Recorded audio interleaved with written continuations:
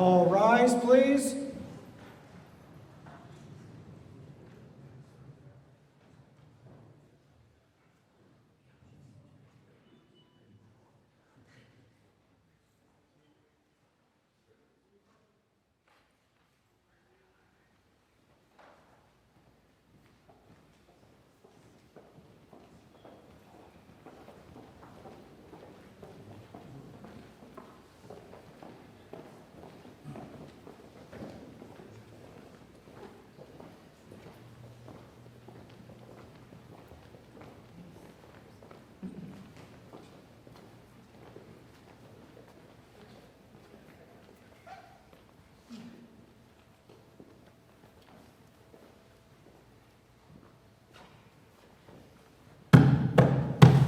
Hear ye, hear ye, hear ye. The special session of District Court of Ramsey County is now open pursuant to adjournment. The Honorable Leonardo Castro presiding. You may be seated.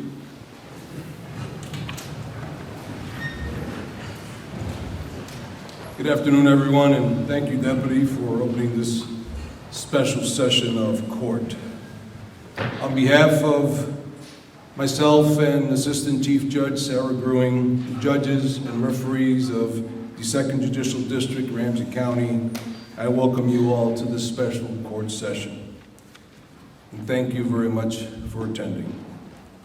At last year's memorial, I was hopeful that the 2023 Ramsey County Bar Association Memorial Special Session would not only be in person, but also would be mask optional. My hope has been realized. Gathering in person, although with caution, allows us to welcome each other in a much more personal and friendly manner. I am truly thankful that today and for that every day that we have in court. As I stated last year, whether it is a hug, a handshake, an elbow bump, it allows us to have contact with our profession, which we so desperately need. I thank the leadership of Ramsey County Bar Association for appreciating and recognizing the importance of gathering in this special session and honoring those who so graciously served as lawyers and judges in service to the public and to the private sector and in the protection of the rights of others. Those we remember today served in a variety of legal professions and practices, should I say, but all worked to ensure their clients and the public had access to the courts. Those we remember today were the conduit that accommodated the process of each and every case. So, they represented contractors, developers, government agencies, businesses, corporations, large and small. They represented the indigent, veterans, the disabled, and the injured. They loved language, spoken and written. They loved their families. They loved teaching. They loved hunting and fishing. They loved the law. They were athletes. They were veterans, politicians, Eagle Scout. They were really, really smart. They were activists. They were our leaders. They were extraordinary and are all worthy of our gratitude, praise, and respect. Many of those we remember today would not recognize how our profession operates today. That is, too often through a computer screen or someone being told, "You're muted." But as I see the wonderful faces here today, I am reminded that our profession is built and thrives on the relationships we nourish. Lawyers must continue to be focused on building and maintaining strong relationships with their clients, with their colleagues, with court clerks, law clerks, in their community, and accept that professionalism that relies and on the ability to connect with each other, and on that so-called human touch. Also, let us not deprive new lawyers from learning how to command a courtroom and new judges on how to control it. Let us not become a profession whose business attire is only from the waist up, or whose background is not a blur or a bedroom.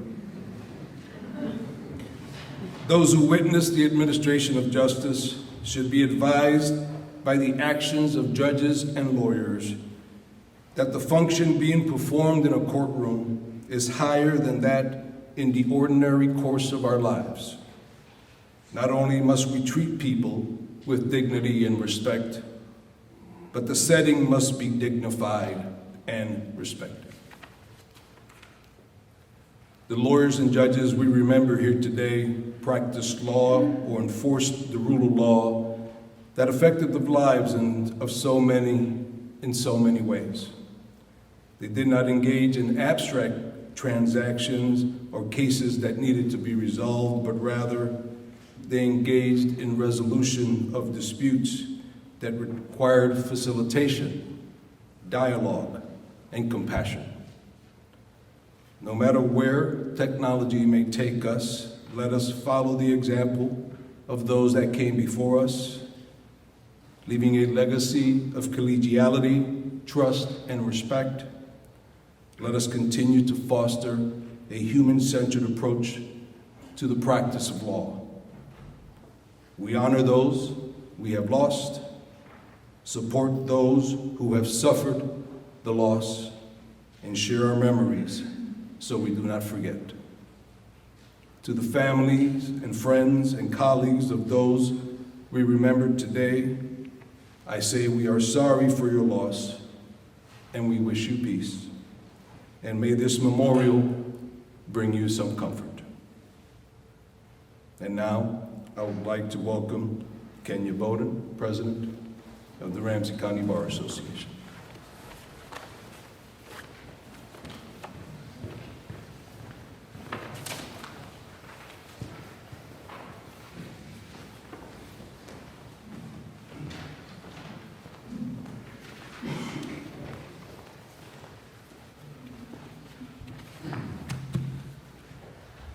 May it please the court, your honors, fellow members of the bar, family, friends, and colleagues. On behalf of the Ramsey County Bar Association, members, board of directors, executive committee, I want to thank you all for joining us for the 2023 Ramsey County Bar Association Memorials. We are here today to preserve the memories of those who were part of our legal community. Having recently lost someone very close to me, I can truly say grief is like a river. It flows whenever, however it wants. The love of good family, friends, and colleagues is important when the river of grief swells. I'm sending positive thoughts and prayers to those of you in your times of grief. Robert Louis Stevenson said, "Like a bird singing in the rain, let grateful memories survive in time of sorrow." Today, as we remember those who transition to the next plane, let's celebrate their lives, the love they shared, their professional accomplishments, war stories, and funny anecdotes.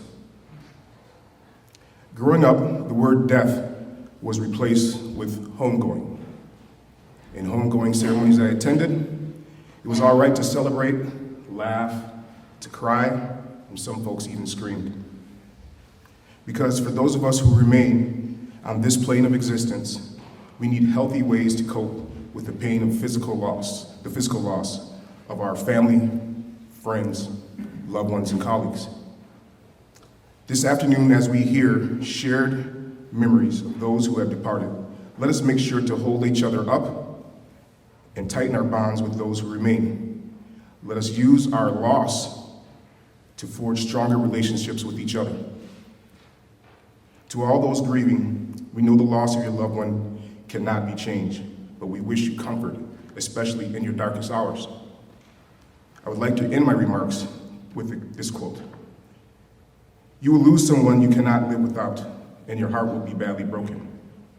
And the bad news is that you will never completely get over it. You will never get over the loss of your beloved, but there is also good news. They live forever in your broken heart that doesn't seal back up, and you come through. It's like having a broken leg that never heals perfectly, that still hurts when the weather gets cold, but you learn to dance with a limp. And Lamont. As we go through today's memorials, we will go through it in a serial fashion. I will invite Terrence O'Loughlin to come up and present the first memorial, and the next presenter to come up after he finishes. Thank you.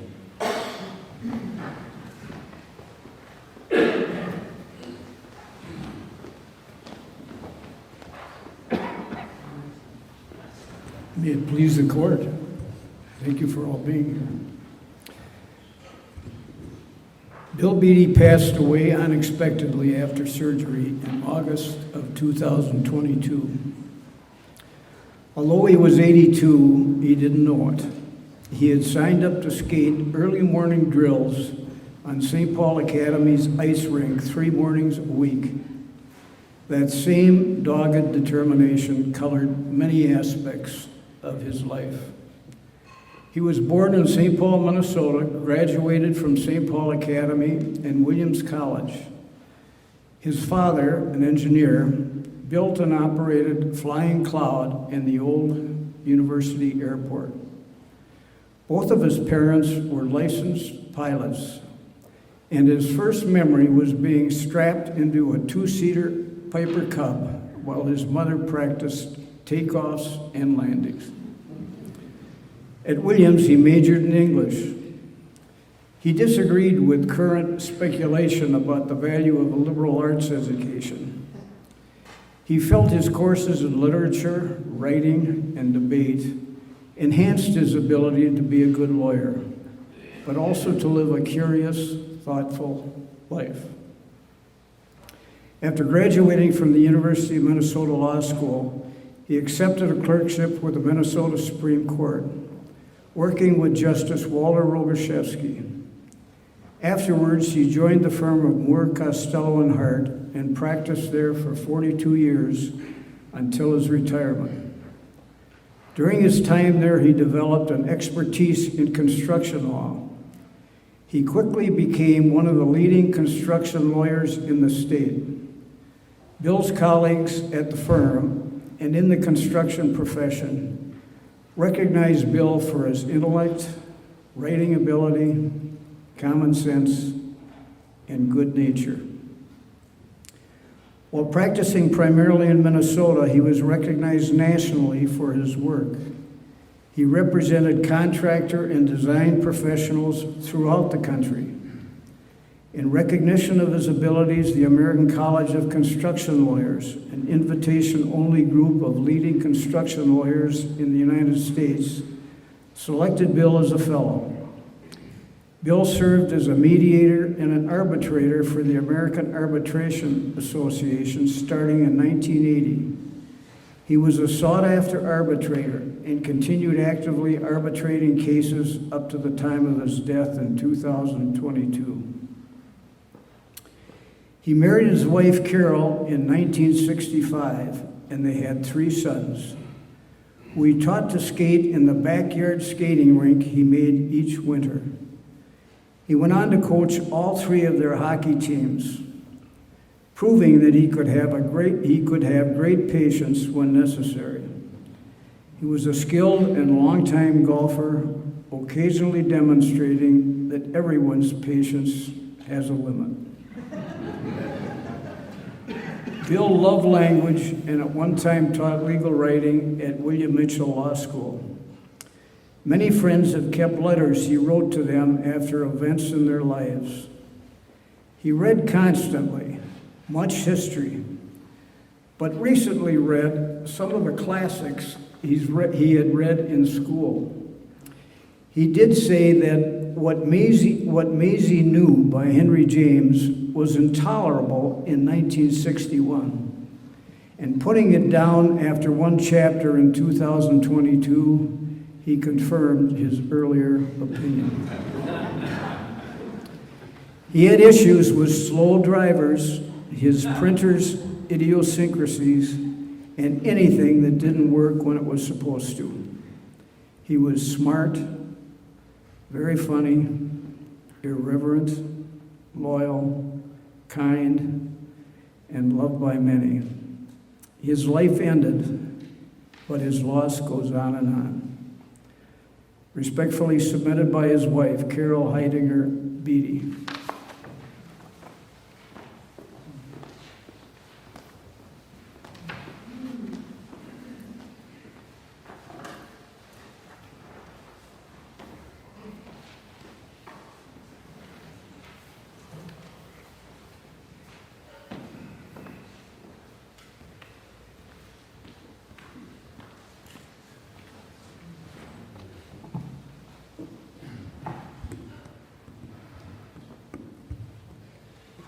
May it please the court. I'm Matt Frericks, and I'm here today to remember Steve Brand. Hoping the river doesn't start flowing in the middle of my talk. Steve was my colleague, mentor, and the closest of friends for nearly 15 years. He died 1 year ago tomorrow. And the memorial I'll be reading was put together by Steve's daughter, Cadence. In Judaism, the sages say that there are no less than 36 righteous people in each generation upon whose merit the world relies. They don't know who they are, and neither do we. And so we are taught that we treat everyone as if they are a Lamed Vavnik, one of these 36, because you never know. Steve took that teaching to heart. Everyone he encountered, he treated with dignity, respect, and unwavering commitment. He lived his morals through his work as an estate planning lawyer of 48 years, helping people of all walks of life prepare for the big transitions in their lives. In private practice, he worked with clients and was a highly respected colleague, valued mentor, and friend to many. He also worked off the clock, spending evenings volunteering with Wills for Heroes and the Jeremiah program, writing wills and other legal documents for those who might not otherwise have access to those services. His willingness to volunteer his time and expertise was unfaltering. He also believed deeply in giving back to the Jewish community, where he served in a plethora of organizations, including as Hillel president at the University of Minnesota, a school teacher while completing his law degree at the University of Chicago, and president of Mount Zion Temple. He was also first the treasurer and then the president of the Sons of Abraham Cemetery in St. Paul. Eventually the board dwindled, and in 2008 he became the last and only board member, running the cemetery on his own, where he buried his father in 2002, then his mother in 2014, and where he himself was buried last April. It's worth noting that he did this along with all his other volunteer work while still working full-time, even as his health began to fail. In fact, he only officially retired December 31st, 2021, just months before his death. He never wrote a retirement letter, though he started many times, because the idea of saying goodbye to that vital part of himself was just too daunting. The world lost a righteous person when Steve died. Perhaps he himself was a Lamed Vavnik, one of those 36 people whose inner light counters the darkness in the world, though we would have been embarrassed to hear that said of him. In lieu of his own words of farewell, I offer words from his mother in a note she left for him on a yellow sheet of legal paper in 1979. Dear Steve, sitting here at your desk, and I almost cannot believe what has happened.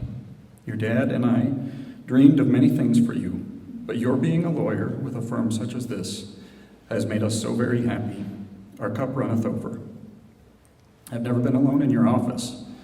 To think of all this, I think of the little boy in the apartment who have, at a very few months, let the light shine in. And look, it has. Thank you.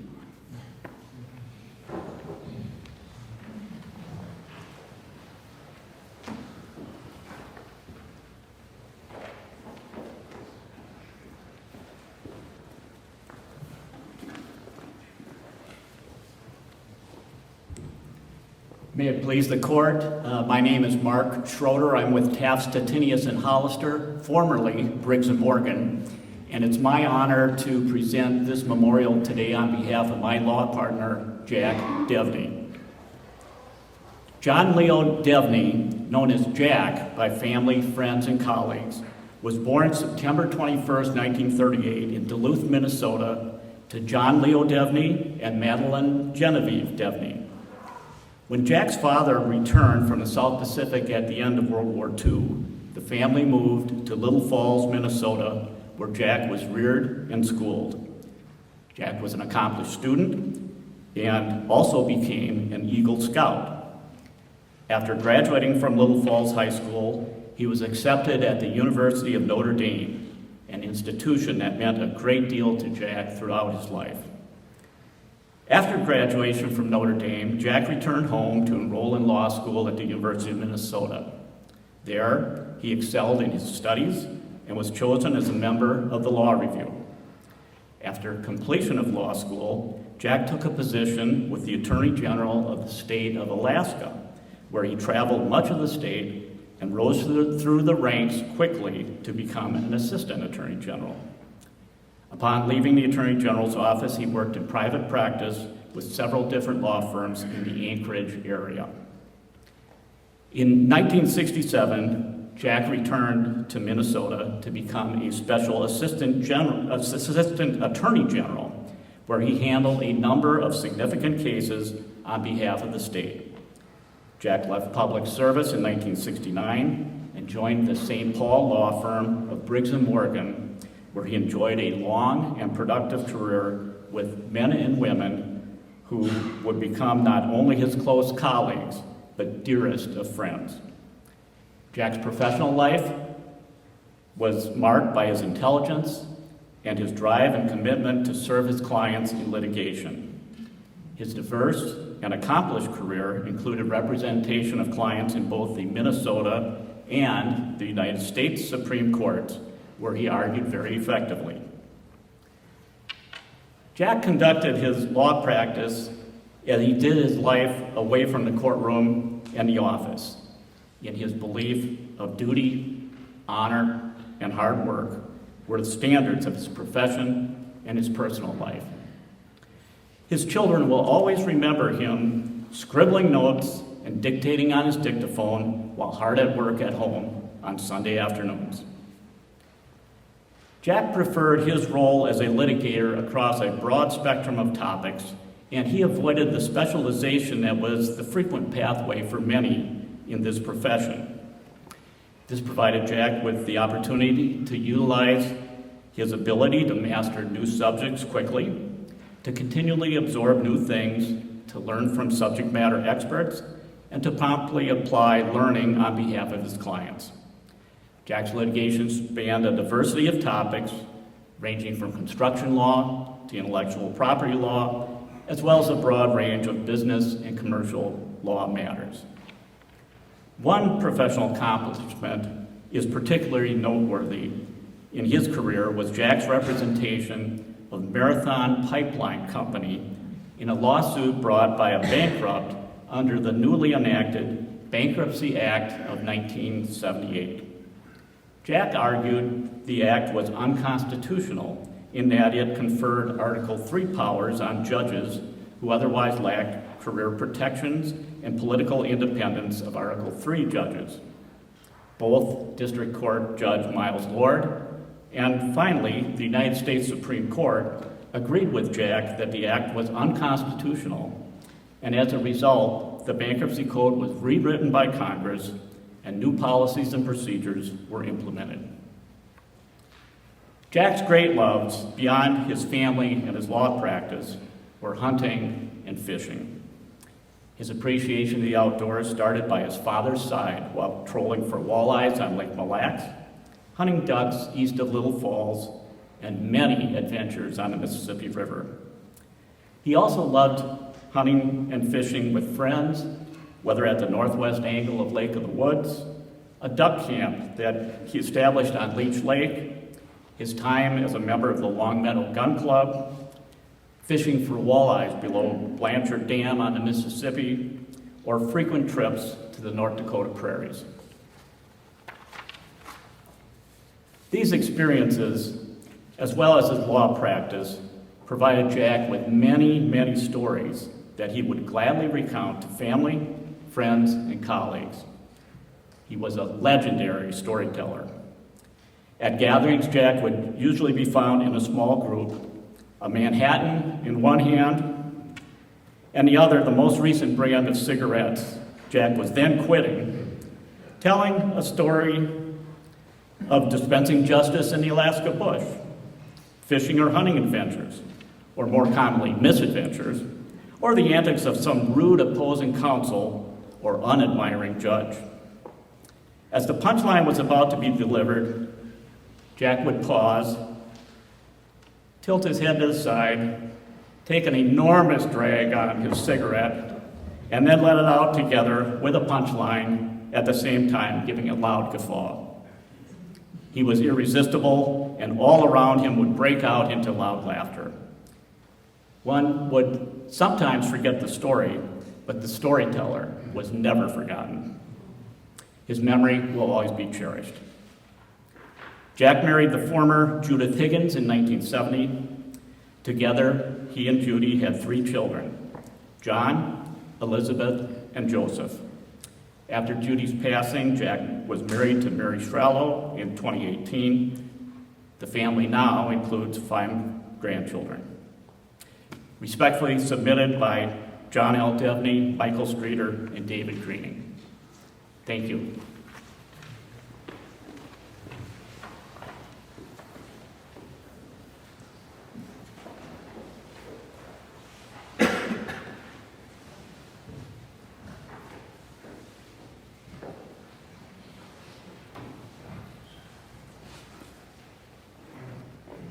May it please the court. My name is Ken Gilchrist. I worked for 34 years, first as a paralegal and then as an attorney with Southern Minnesota Regional Legal Services, providing free legal services for low-income people in Ramsey County. I had the good fortune of having as my supervisor Martha Eves,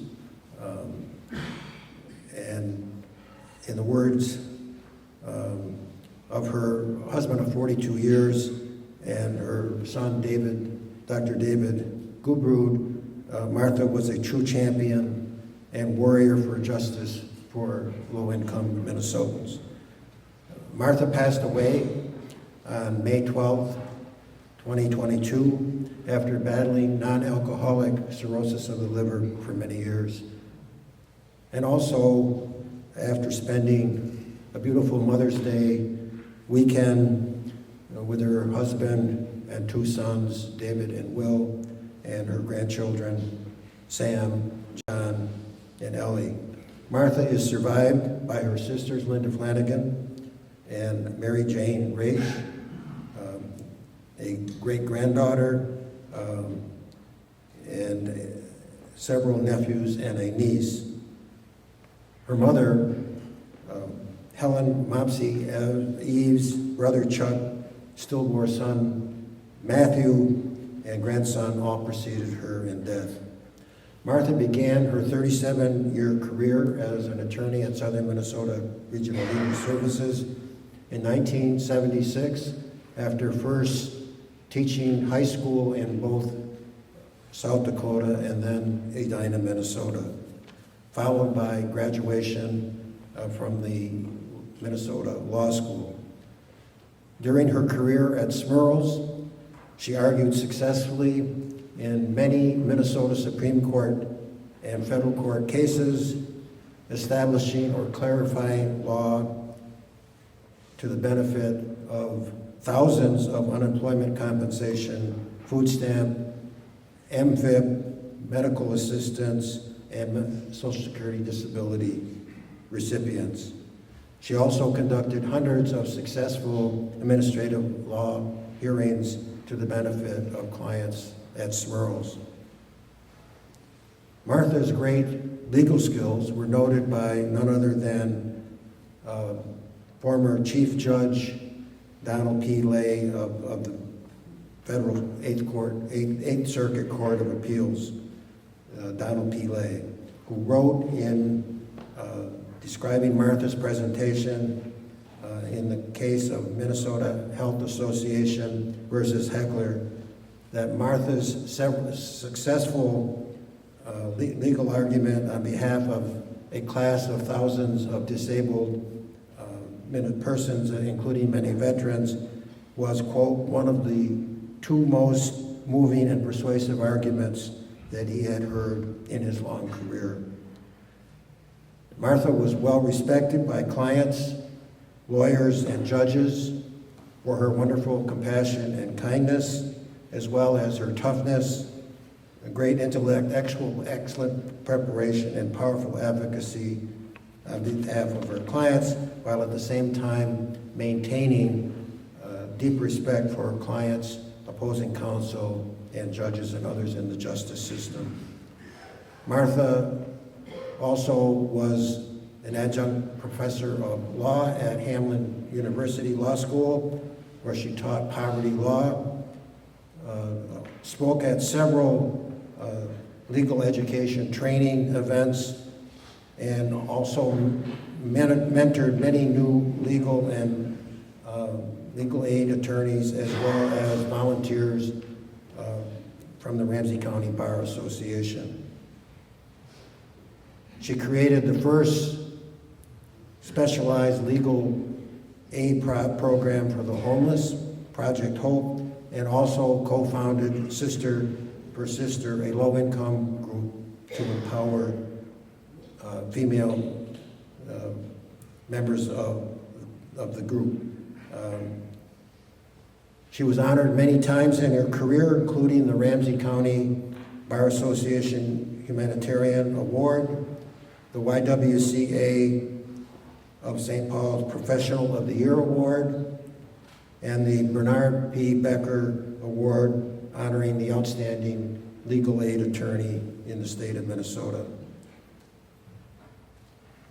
Martha was truly marvelous in many ways, as indicated by the fact that not only does she have all of these legal achievements, she also had a very creative spirit that led her to begin quilting. And self-taught, she made well over 100 beautiful quilts, wall hangings, which she gave away to newborns, friends, and family. To honor special occasions, she also donated quilts for many years to the Ramsey County Bar Association annual bench and bar benefit, and also to the Unitarian Church and annual fundraiser for battered women and homeless. I would just mention as an aside, I have two beautiful quilts that Martha gave to me on both my bed and the bed of people that visit me, and the quilts are so beautiful that I have people in the family that are competing over whether I should leave the quilts to them. She was both a board member and subsequently president of the Minnesota Quilters Association, and wrote the history and numerous articles for its statewide newsletter. Again, to show you the diversity of her skills, Martha was also the co-founder of the Sports Booster Club at St. Paul Central High School, where her husband Bruce and her two sons are assistant coaches. She ran a souvenir booth during the football games, which with the proceeds are given to help low-income players on the team who played football at Central. Finally, Martha fully embraced the role of grandmother. For many years, she celebrated Grandchild Tuesdays, where she would take her 4 grandchildren on adventures and activities around the Twin Cities. Her children remember this as some of their best days of childhood. As you can see, Martha had many interests, skills, and achievements. In the words of Bruce and David, Martha lived a full, loving, and beautiful life and was truly an old soul. Her wonderful and precious loving memories will always live in our hearts.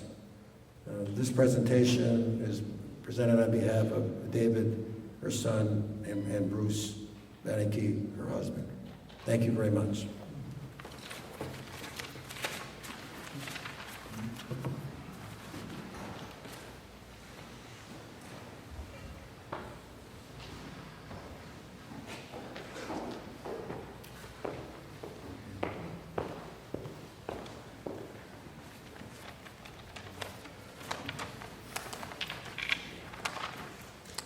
May it please the court.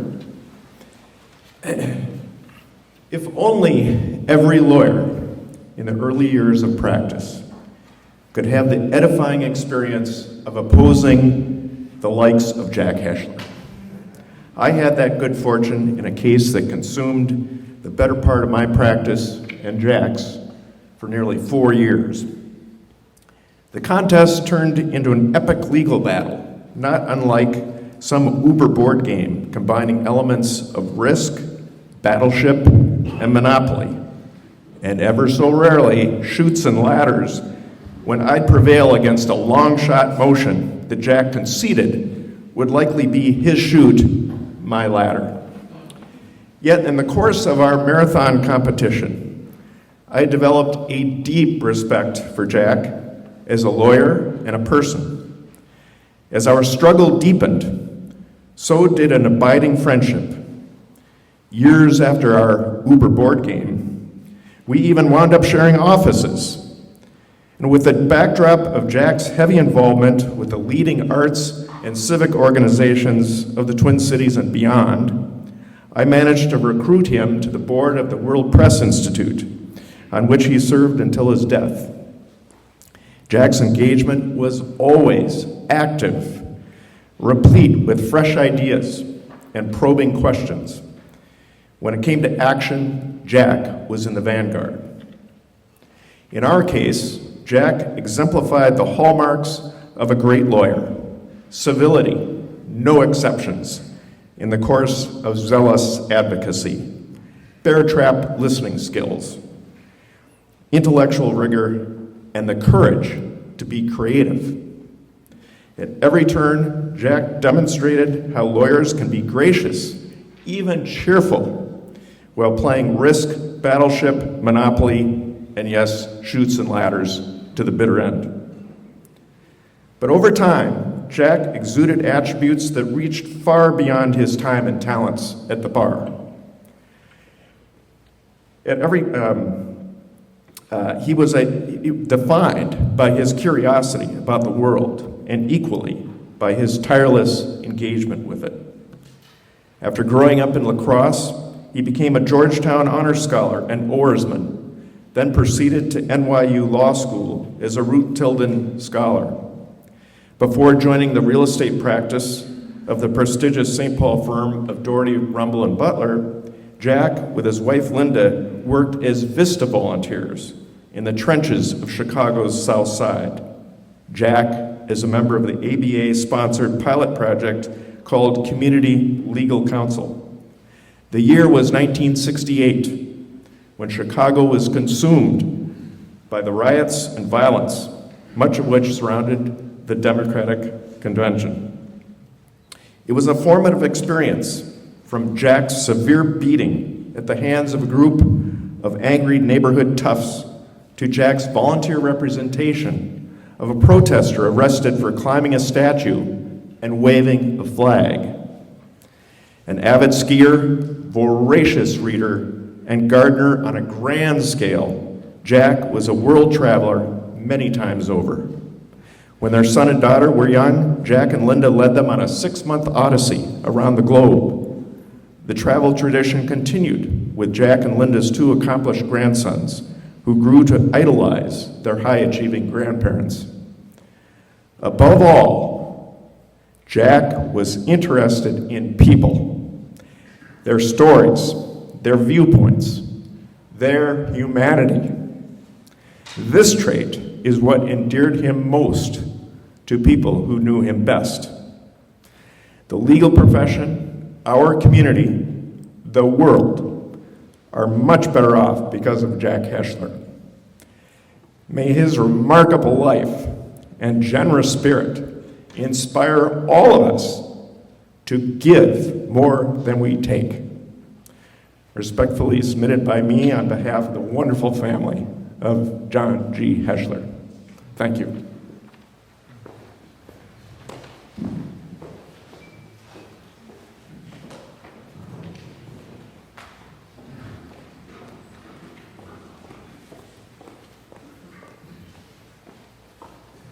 May it please the court.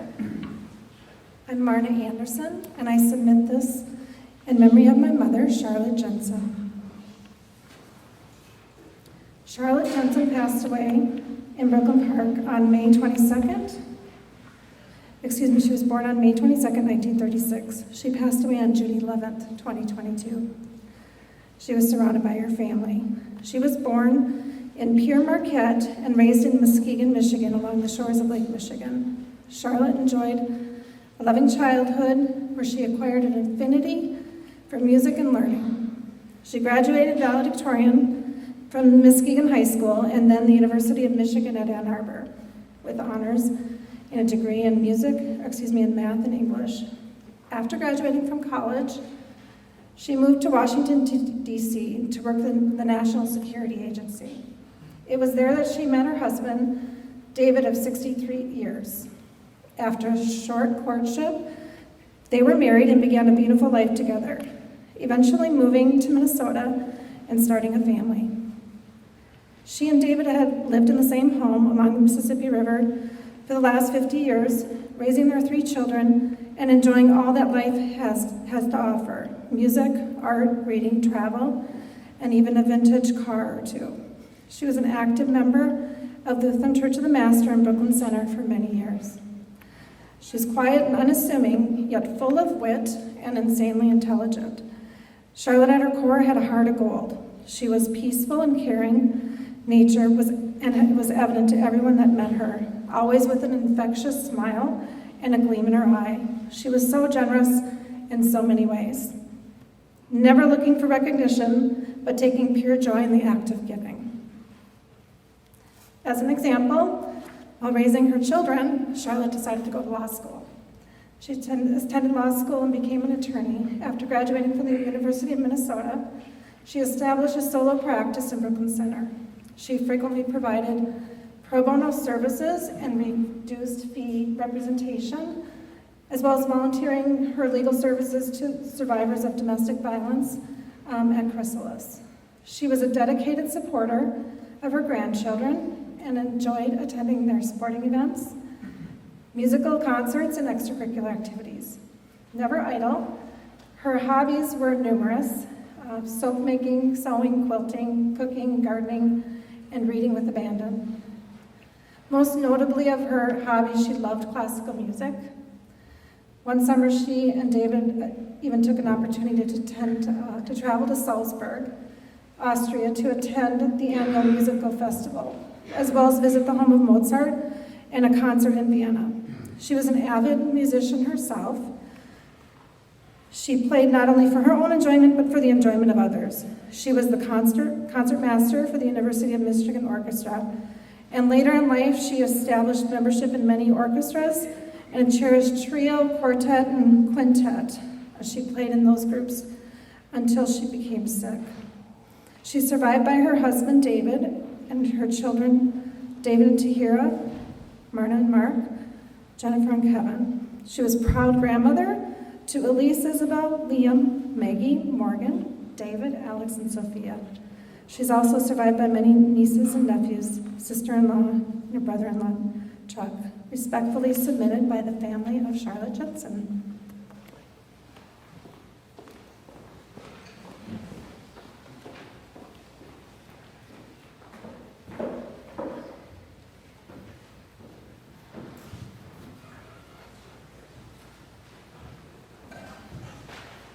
Your Honors, a lot of your honors here today.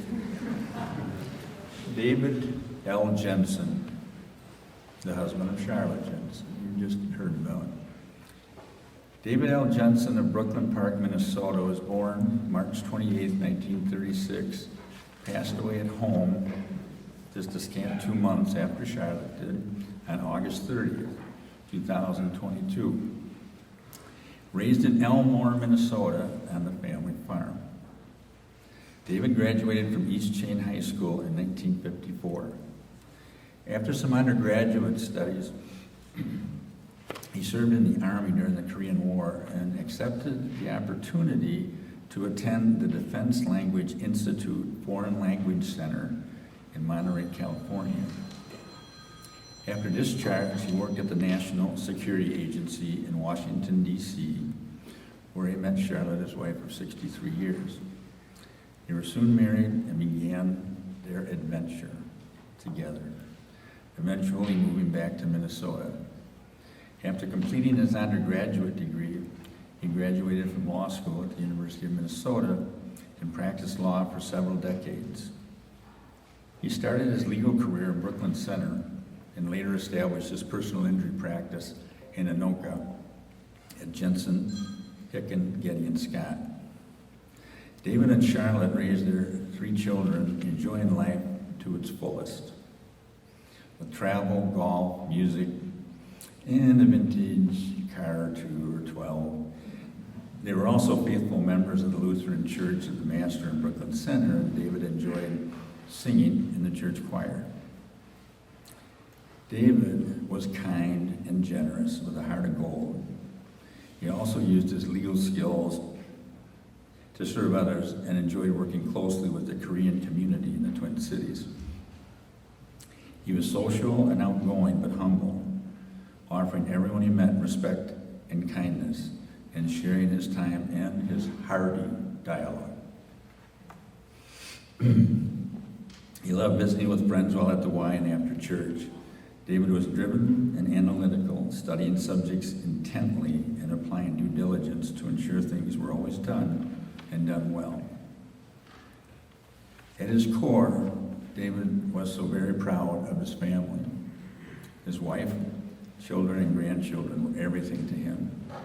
One could rarely escape a conversation without him mentioning at least one of their activities or great accomplishments. David is survived by his children, David, wife Tahara, Marna, husband Mark, and Jennifer, husband Kevin. He was a proud grandfather to Elise, Isabel, Liam, Maggie, Morgan, David, Alex, and Sophia.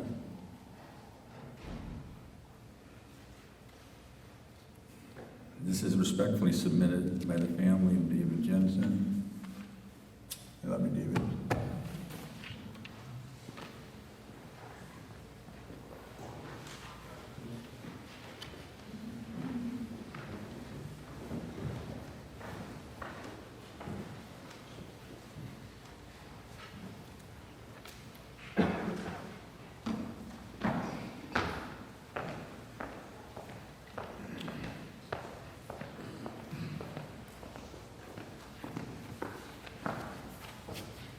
May it please the court, my name is Jim Rubenstein, and I want to tell you a little bit about a legal mentor and great friend.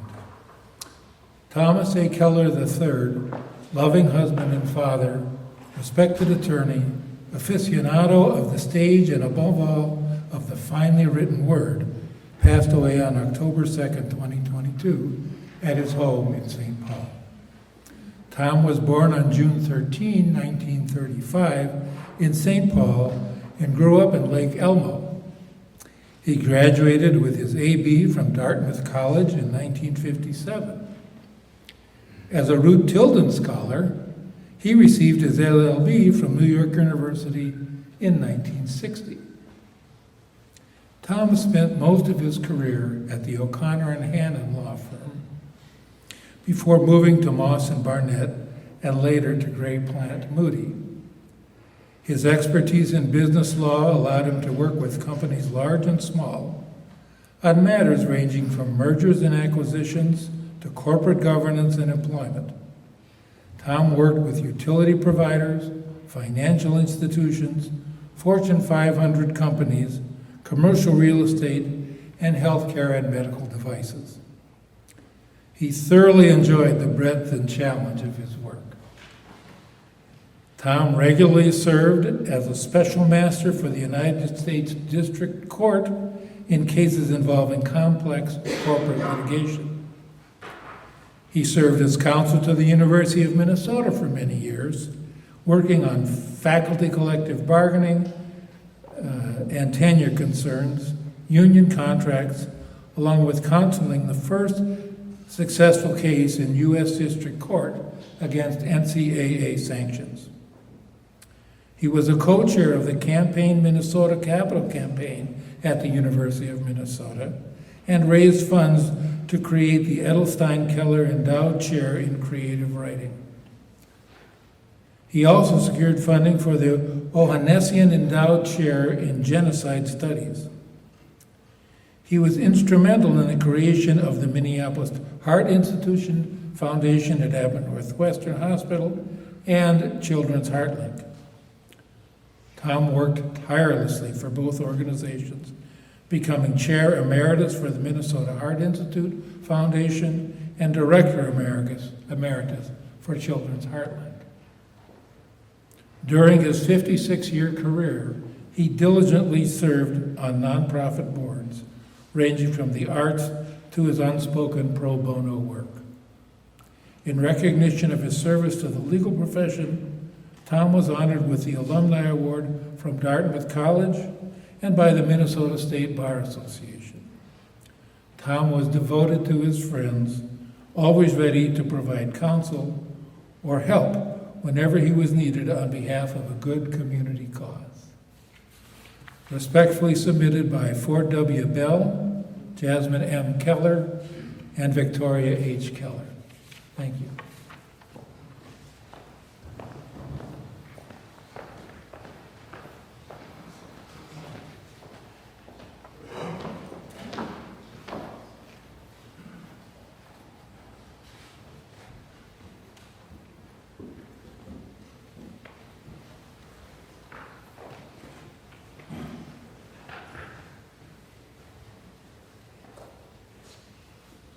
May it please the court and distinguished jurors, my name is Raven J. Kempe, and I'm the younger brother of Arnold. I'm also a retired attorney.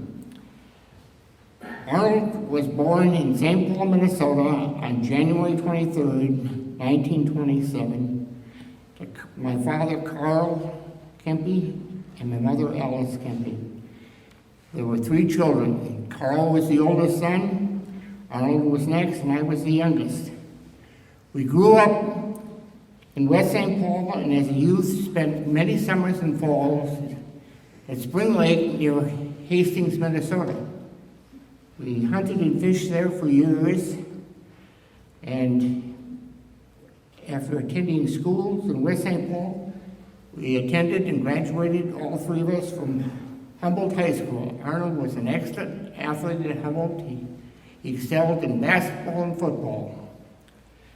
During World War II, Arnold enlisted in the United States Army Air Corps. He wanted desperately to become a pilot. When the war in Europe ended, they discontinued the program, so he then was discharged from the Air Corps and joined the United States Marines. And after World War II, I remember when he came home, I met him and he said, "Ray, I got you the best hunting rifle you'll ever have." It was a Japanese rifle, and he took it to a gunsmith, had it converted from 7 military to a 30-06, took off the military stock, put in a sporting stock and varnished and polished it, and then bent the bolt. And I hunted with that rifle with him for years by Chooks, Minnesota, which is about 10 miles away from North Home, where Bud Grant had his cabin and hunted deer.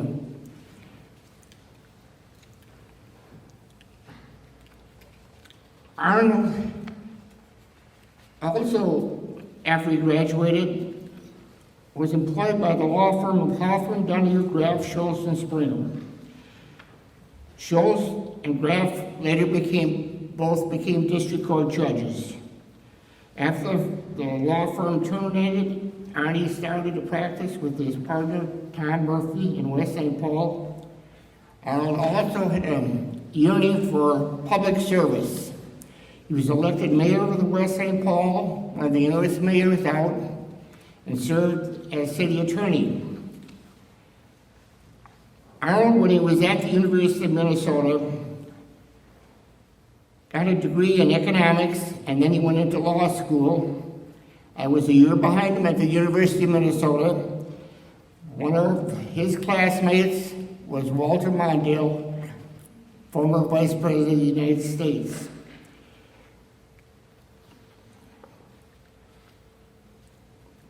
While in the Minnesota legislature, Arnold was selected by the Speaker of the House to be the chief author of a uniform Minnesota sentencing guidelines. As the author, he met with other lawyers and judges from Minnesota, other states, to establish a uniform sentencing guideline, which later was enacted into law. After Arnold's first wife died, Arnold married his second wife, Barbara, and they enjoyed a passion together of hunting and fishing. They especially enjoyed deer hunting and would travel to northern Minnesota and spend their weekends at the Royal Shooks Hotel, which was excellent deer hunting area. Arnold also had a passion for boating. He liked boating, and one of his boats that he harbored at Kings Cove at Hastings was called Valdemar, was French for seasickness. And he enjoyed boating, and he always took his children boating, and it was a great pleasure for him to navigate on the waters of the St. Croix and Mississippi. When Arnold moved again to Cape Coral, Minnesota, where he again was interested in politics and was elected the mayor of Cape Coral. He served there for 2 terms, and then he decided he wanted to come back to Minnesota, and he and his wife stayed at the Havenwood Assisted Living Facility in Burnsville. Arnold was preceded in death by his father, Carl Kempe. My dad and our dad was born in Sweden, came to this country. Before he came to this country, he grew up in Sweden, attended the University of Uppsala, and had a degree in engineering, studied math and English. And before he could come to this country, he had to have a sponsor. So that was his uncle in Swede Hollow who sponsored him. And when he came in 1923, he was immediately hired by American Hoist and Derrick, a big company located in St. Paul on Robert Street.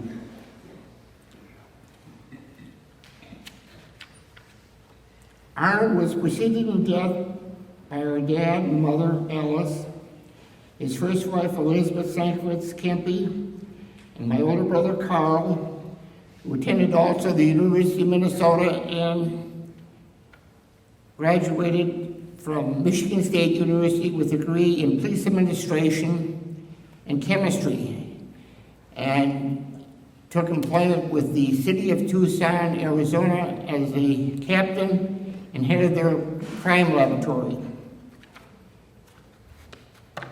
In conclusion, I'd like to mention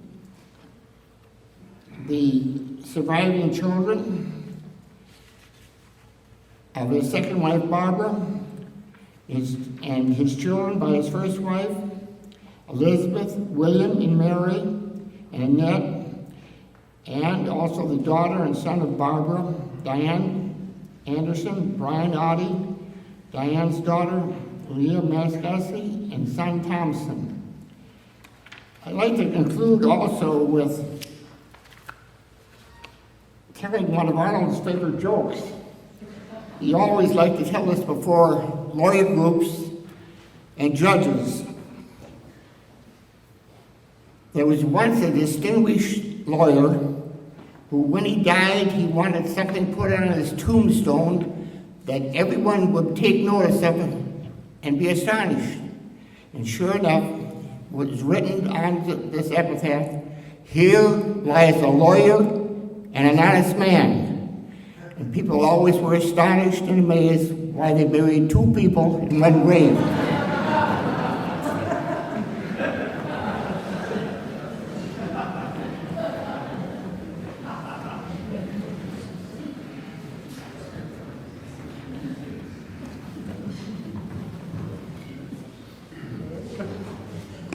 May it please the court. Good afternoon. You're a tough act to follow. Remembering Lawrence R. Kennedy. Larry was born September 6, 1934 in St. Paul and passed away in Stillwater on November 17, 2022, surrounded by his loving family. Larry left a legacy of discipline and tradition for the greater community, as well as his family and friends.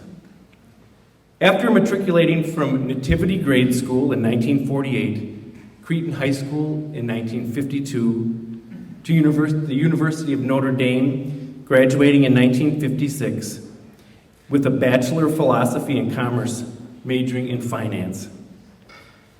He was hired by the First National Bank of St. Paul in June of 1956 and began law school at William Mitchell College of Law, the night school, in September, graduating June 1960, at that time admitted to the bar. Although Larry graduated in the top of his law class and had an opportunity to join his brother Al at Meyer, Kennedy, and Quinn, Larry followed his banking passion, always drawing on his legal mindset for compliance and integrity in financial endeavors. Larry married Susie Hager in 1961, the most important decision and legal contract of his life. Together, they raised 5 children. After spending time in the First Bank training program and gaining exposure to all banking areas and operations, Larry joined the commercial credit department. First Bank formed more distinct lending divisions where Larry served as lending officer for the Twin Cities in the 9th Federal Reserve District. Customer banks and commercial borrowers benefited from his expertise. He claimed his 15 minutes of fame came in 1963 when the comptroller of the currency approved a creative lending approach for sale to customer banks, a participation certificate in a pool of loans defining a fixed fractional share of each loan in the pool being purchased so as not to exceed legal lending limits. From 1972 to 1977, Larry served as Vice President and Chief Lending Officer of the division. He remained active in Ramsey County and St. Paul associations, including the Chamber of Commerce and the J.C.'s.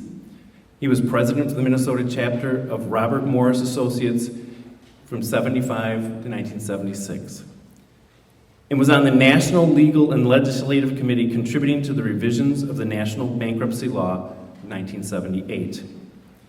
In March of 1977, he left St. Paul in Ramsey County and made the heroic move across the river to Minneapolis with First Bank System as Vice President and Manager of Credit Review and Credit Quality Control. In January of 1984, Larry joined First Bank Minneapolis in a newly formed workout division euphemistically titled Special Loans. His law degree served him well as he represented the bank. In December of '84, Larry took early retirement, but continued as an independent contractor and consultant in commercial loan workouts and problem real estate loans at First Minneapolis, Norwest, National City Bank, and Midwest Federal. Retirement allowed Larry to serve more actively in the community as well as enjoy life on the St. Croix River with Susie and his growing extended family. Larry and Susie returned to St. Paul often, attending sporting events, the theater, as well as keeping their St. Patrick Day Irish traditions intact. Larry contributed his financial talents as board CFO for Health East Marion Center in St. Paul and was on the May Township Planning Commission and served as the president of the St. Croix River Association from 2001 to 2003. His last civic duty was as a stakeholder on the Planning and Building Coalition for the St. Croix River Bridge, which opened in 2017. The family is finding many gems and memorabilia among Larry's saved treasures, including his William Mitchell Law School graduation program and newspaper clippings about St. Paul attorneys and cases, just to name a few. Many treasures await them to be discovered among his yellow legal pads and files which decorated his home office. Larry believed in people and relationships. He believed in being prepared and knowing the facts. His ability to analyze the big picture and the details, give advice and opinions through his final days, was a gift his family treasures. Larry's professional and personal reputation were built by his humility, kindness, and integrity. Larry, may you rest in eternal peace. Respectfully submitted by his daughter, Kate Kennedy Cassidy, and her siblings, Sean, Bridget, Sheila, and Mike, all present today. Thank you.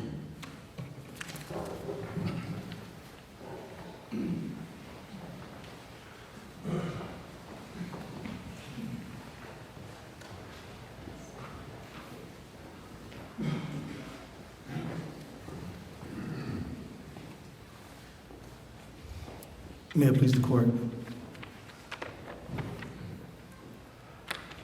In the small hours of May 10th, 1971, when Carla Shelberg was only 14 years old, her house caught on fire. She woke up her mother and her two brothers. She jumped off the roof, fracturing her vertebrae, and then hoisted a wooden ladder up 2 stories, allowing her mother and 2 brothers to escape. It was a moment that foreshadowed how Carla would move through the world, facing crisis, finding strength, and rising above to save others. Carla Shelberg, who died of a sudden heart attack in Minneapolis on Sunday, August 28, 2022, was born in Chicago, Illinois on March 21st, 1957, the daughter of a banquet waitress and a carpenter. She grew up on Chicago's South Side and South Suburbs. She graduated from Carl Sandburg High School, Northland College, and Villanova University Law School, where she was Order of the Coif. Carla moved to Minneapolis to clerk for Judge Miles Lord. She was active in the women's and in the peace movement and the National Lawyers Guild. After her clerkship, Carla worked for MPIRG on consumer protection and environmental issues. She opened up her own practice in 1987. Carla practiced family law, using her abilities to save people, especially children and adults in abusive relationships. Carla was able to enter the most fraught family situations, assess what needed to be done, and set out to make that happen. When Carla said, and I can hear her voice saying this, "I was a good lawyer today," she usually meant she'd been able to protect someone at risk, often a child. Decades before the Me Too movement, Carla represented a group of women who sued Carleton College for not having done enough to prevent male students from raping them on campus or to hold their rapists accountable. No other attorney had been willing to take their case. Carla did because she saw people who needed justice and change.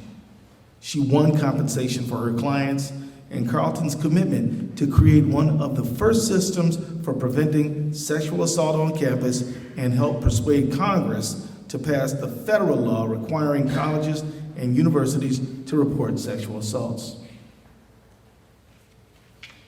Carla's commitment to justice included helping good people reach public office and then holding them accountable too.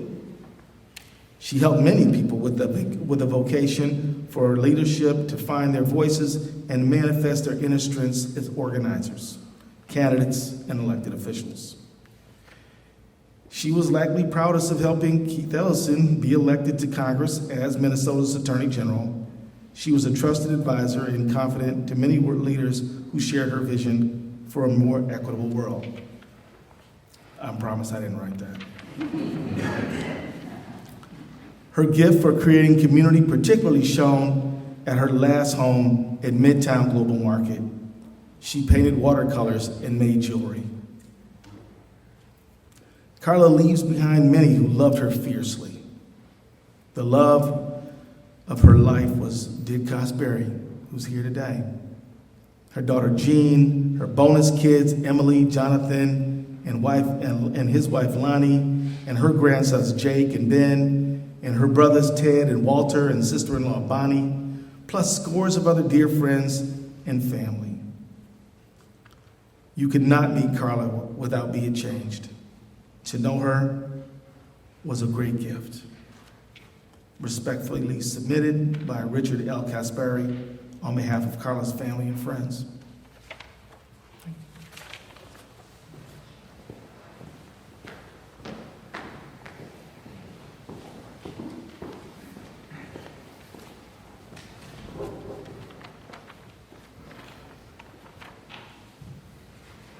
May it please the court.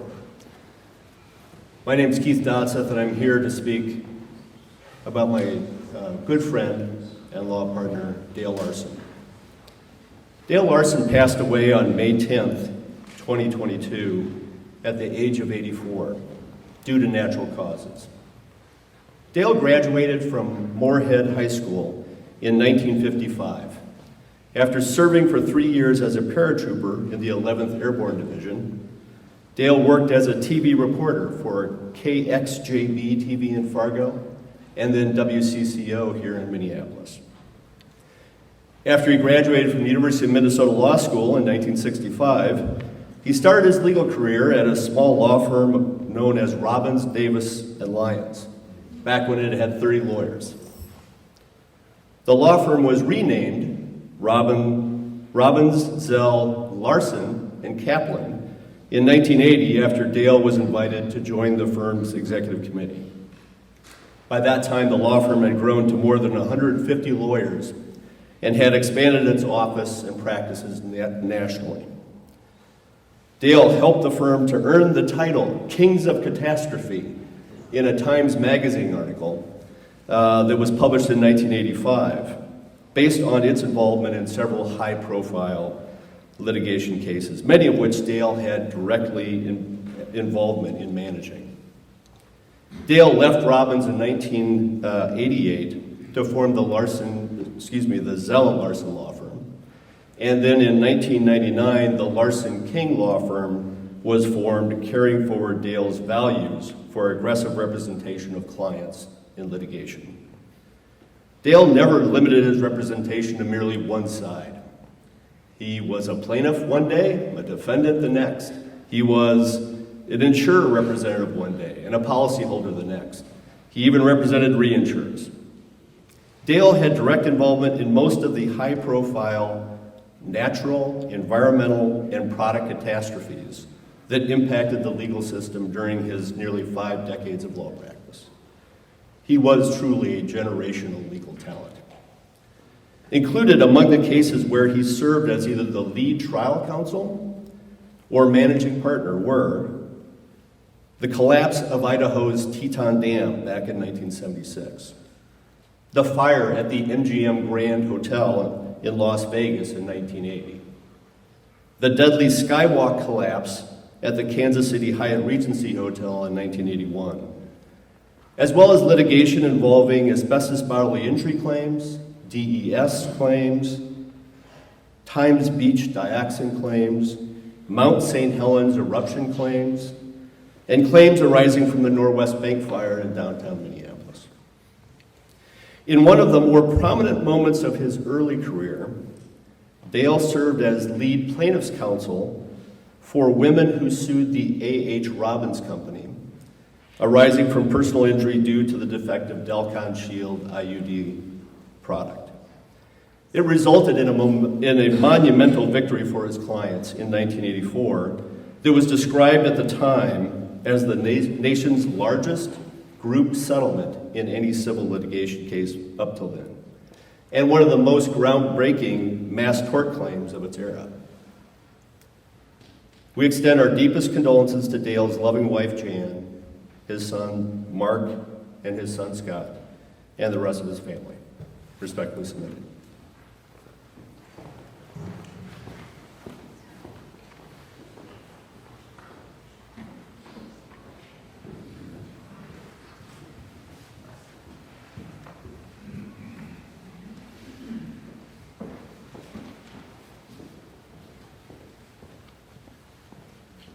May it please the court.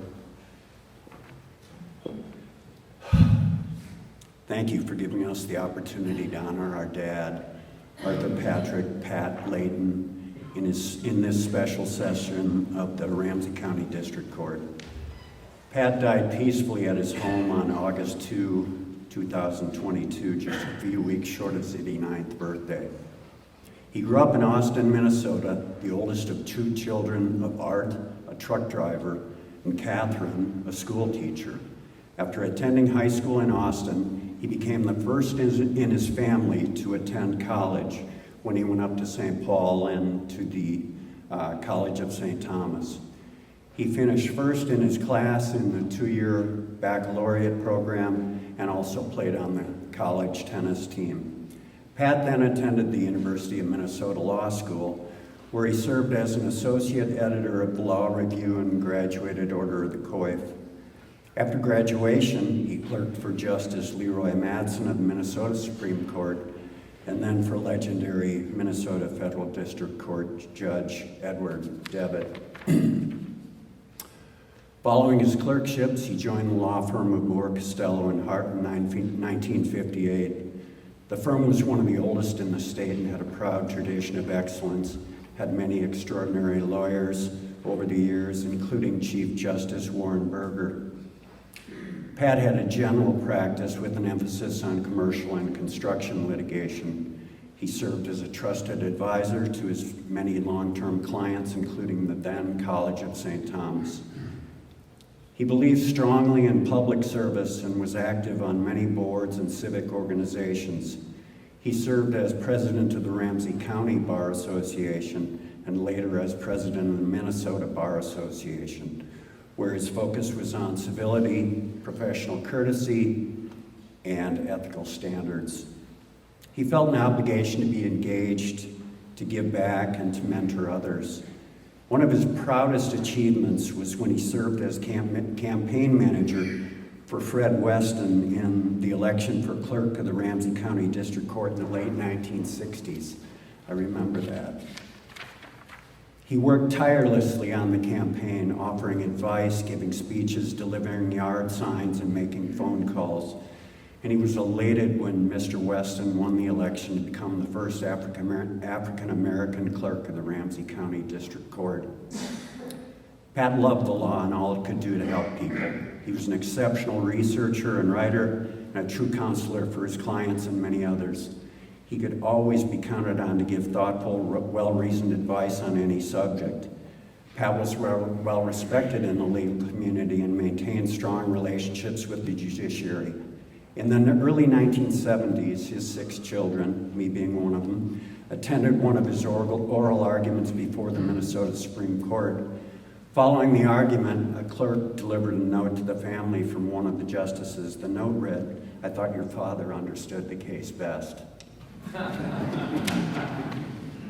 Pat retired from Moore, Costello, and Hart in 2001 after 43 years of practice, including the last decade as managing partner.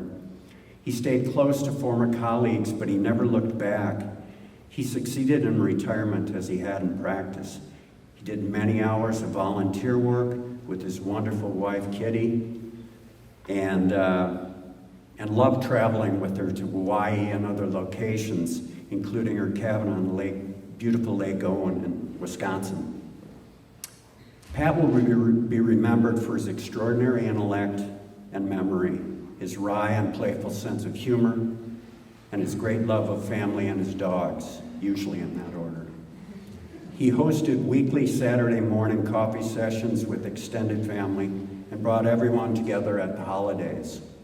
He also became an expert woodworker in retirement, gifting furniture, pens, and other treasures to his children and grandchildren.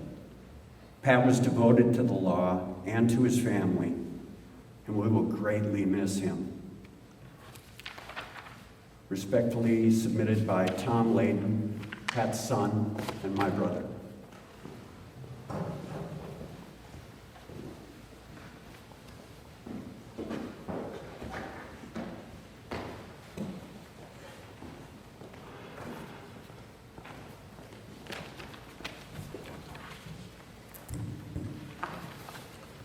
May it please the court. My name is Scott Borchard, and it's my honor to present this memorial today on behalf of the Looking Bill family. For Darwin John Looking Bill, born July 8th, 1955, died April 19th, 2022. He started his legal career in 1977. Darwin Looking Bill quickly passed the milestones of a successful practice. Prestigious law school, offers nationwide, complex bet-the-company litigation, partnership at a big firm. But in the end, Darwin found that public service was, to him, the true mark of success.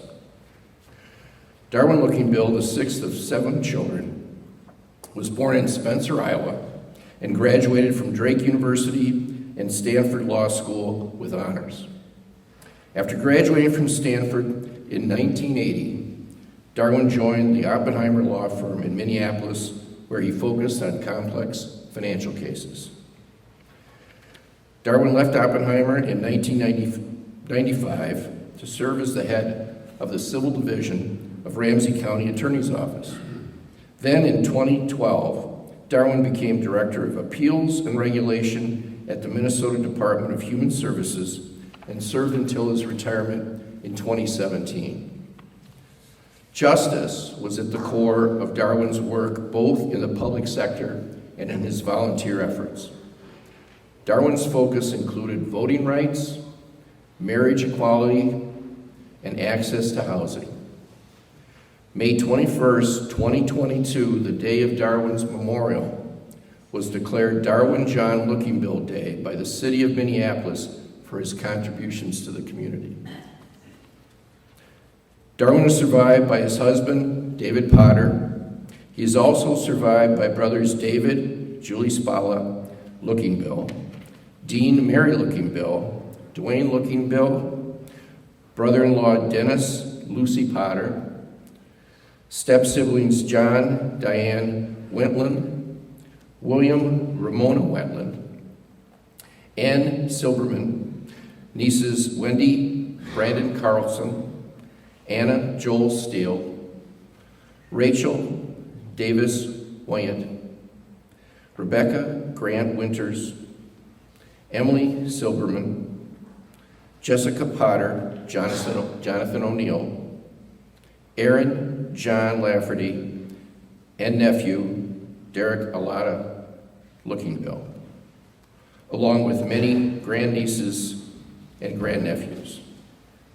Respectfully submitted by David Potter.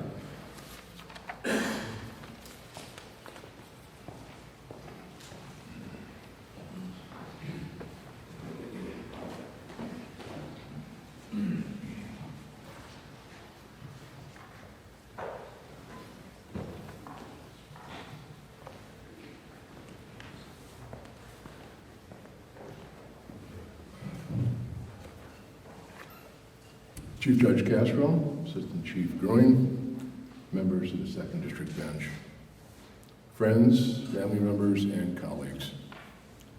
I'm here today to present the memorial for Linda Crone Lund, who during her days with the Ramsey County Legal Community was known as Linda Crone. Lindy Crone Lund died peacefully on Friday, August 26, 2022, with loving family members by her side. She was 70 years old. Lindy was a uniquely positive individual who managed to stay upbeat through many, many challenges in her life and remained so throughout her final battle with ALS.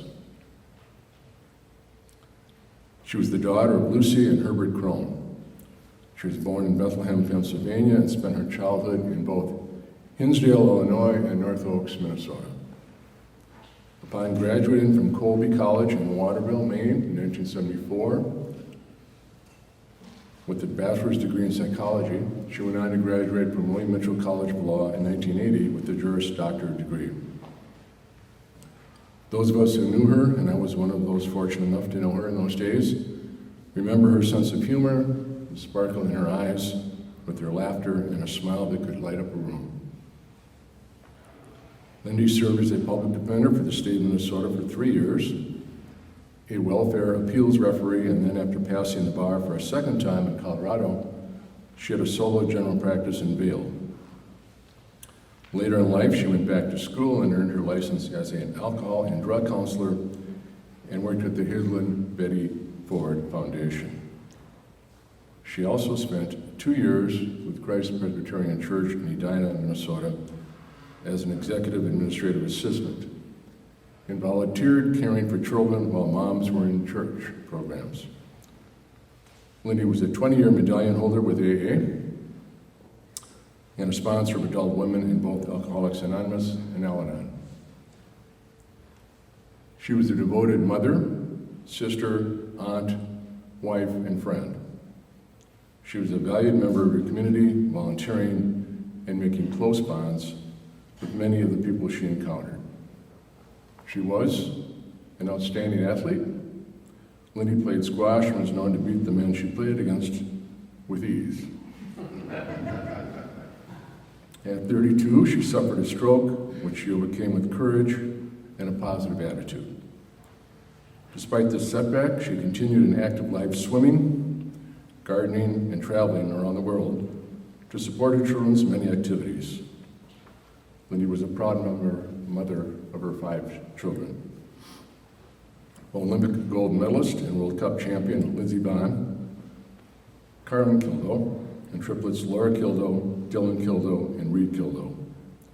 She was also survived by her brothers, Fred Crone, Randy Crone, sister Lisa Crone, and 3, soon-to-be 4, grandchildren. She was preceded in death by her brother Frank Crone, her mother Lucy Crone, and father Herbert Crone. Respectfully submitted by Ed Clary and Scott Borchard on behalf of her family and friends. Thank you.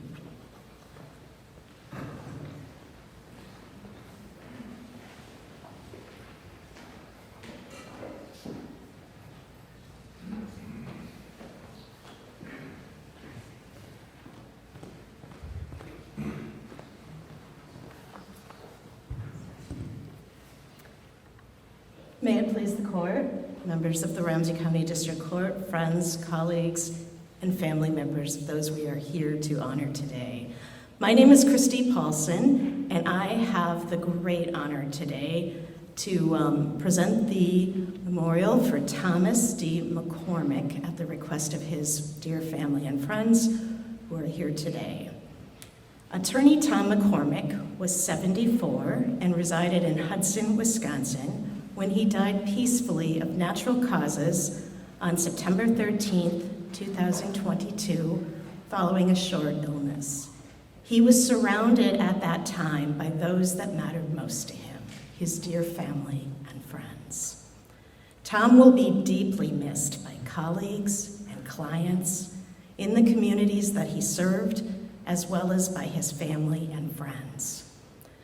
A graduate of St. Cloud State University in Minnesota, Tom earned his Juris Doctorate degree from William Mitchell College of Law, now Mitchell Hamlin Law School, in 1979, and he then began his practice as a civil litigator.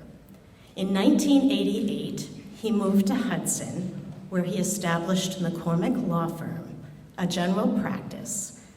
In 1996, that was the year that he established that, Tom was licensed in both the state of Wisconsin and the state of Minnesota, and he continuously served as a civil trial specialist by the Minnesota State Bar Association from 1993 on. Tom and I had the good fortune to meet over 25 years ago when we were opposing each other on a case. I had actually tried a case for about 4 days in front of this very bench and was coming out of the courtroom following the reading of the verdict and was happy to report that it was in my favor. As I walk out of the courtroom, a hand is extended and Tom McCormick introduces himself and says, "Congratulations on your verdict. I am here to discuss the subrogation interest on your claim and begin the second part of your phase." So I must say that was a very short-lived victory for me. But Tom began a lifetime of lessons for me, of friendship and lessons and values in the profession, because he exhibited such a professionalism and a dedication and a strong sense of commitment to the legal profession that is something that has stuck with me for years. Tom was a consummate professional and a great lover of the law. He was very humble and very private. And that is one of the things that I have to tell you, I am actually sitting here reeling because I've known Tom for over 25 years. I know that he had an absolute wicked sense of humor, and I am pretty sure that he is laughing at me right now. Because earlier today, I walked in to meet his family, and I walked to the table, and I see what I thought was Tom McCormick.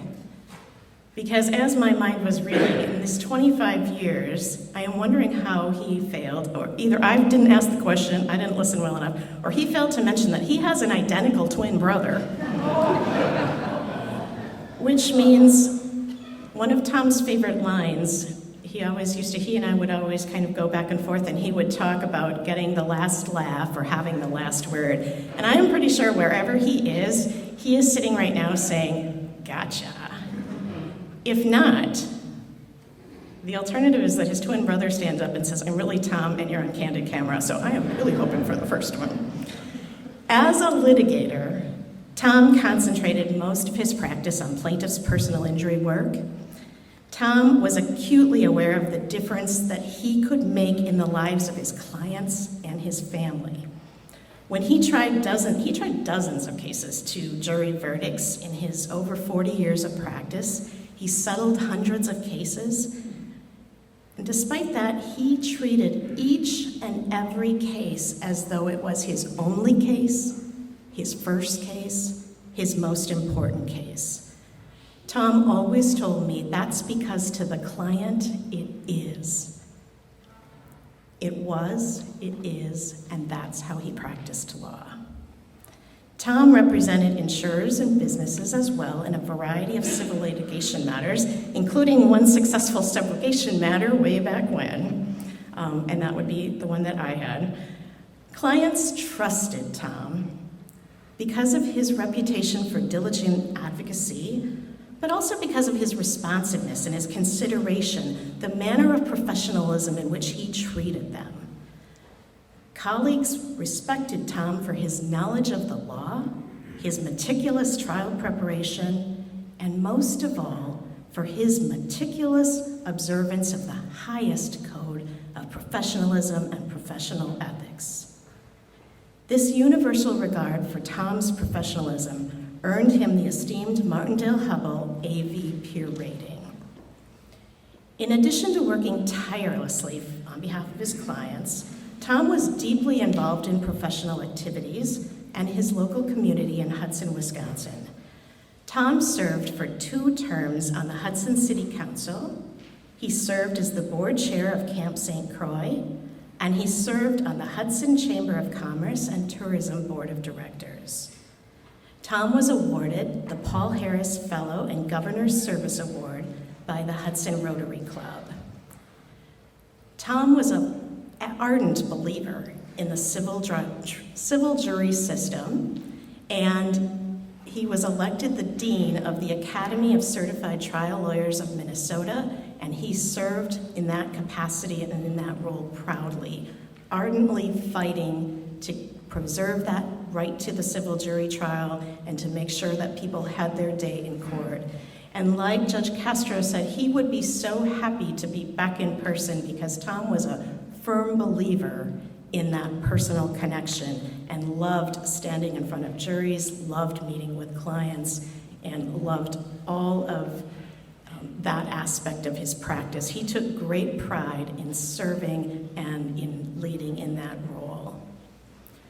When not serving his clients or colleagues or community, Tom enjoyed spending time outdoors. He loved to travel internationally. He loved to golf, loved to drive his sports cars. And most of all, Tom loved spending time with his family. Tom and I shared one other mutual love, and that was a love of golden retrievers. And we would talk over and over and over and share stories about our different golden retrievers. And his most recent one, I remember sitting at a dinner and we were at a golf course talking about the Ryder Cup, and he mentioned he had just gotten a puppy and needed a name for that puppy. And throughout the dinner I said, "Oh, Ryder, that is the perfect name. You need to name your dog Ryder." And a couple days later he called and he said he named his dog Lucky. And he said, "Well, you're probably going to end up with another golden retriever, so you name your golden retriever Ryder." I did end up with another golden retriever. His name is Spencer. So for any of you out there considering a golden retriever, Tom and I would like to tell you that the perfect name for your golden retriever is Ryder. I asked Tom why he had named his golden retriever Lucky. And Tom told me because that's how he felt about his life. Tom felt that he had been lucky to have wonderful children, to have a fabulous wife, to have lifelong friends, to have fabulous cousins. And today he told me he was also very fortunate to have a twin brother, which everybody knew, but apparently me, who I tell you, really looks like Tom McCormick. He sounds like Tom McCormick. And so if you want to see these words come to life, meet his twin brother after this. But he's also survived by his 3 children, his friends, his nieces, and his nephews, who are very proud, as am I, of the wonderful impact that Tom had on the profession that he served, that he loved, of the people that he represented. Reading this as respectfully submitted by Elizabeth Lowry McCormick, his beloved wife, with a little bit of editorial comment, because as Tom would say as Dean of the Academy of Certified Trial Lawyers, anytime you hand a trial lawyer a script, they see it as a suggestion. May you rest in peace, Tom, and always be remembered.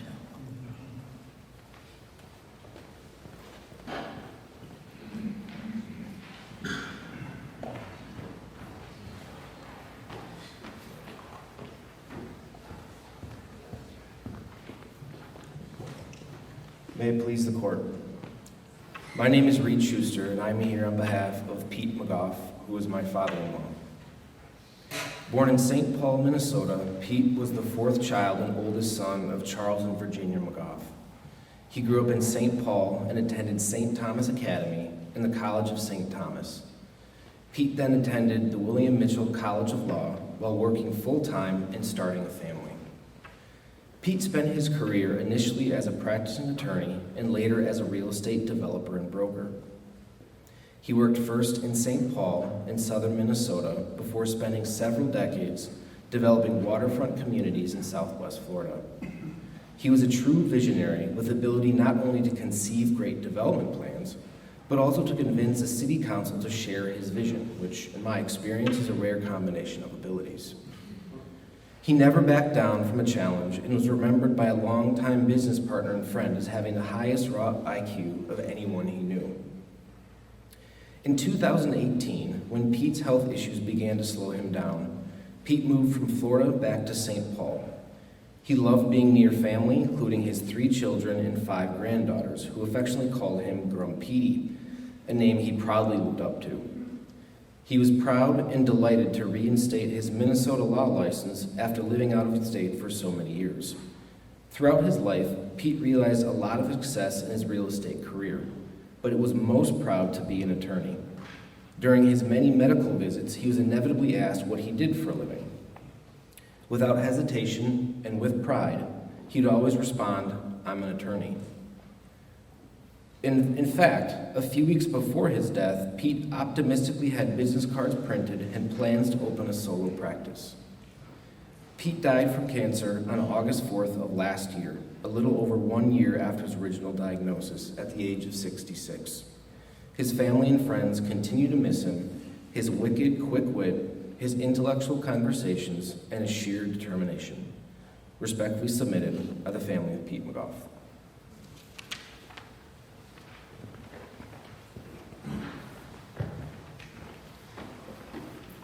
Ladies and gentlemen, that concludes our special session. Thank you very much for being here on behalf of the judges and referees of Ramsey County. We appreciate your presence here today. The deputy will now close the session.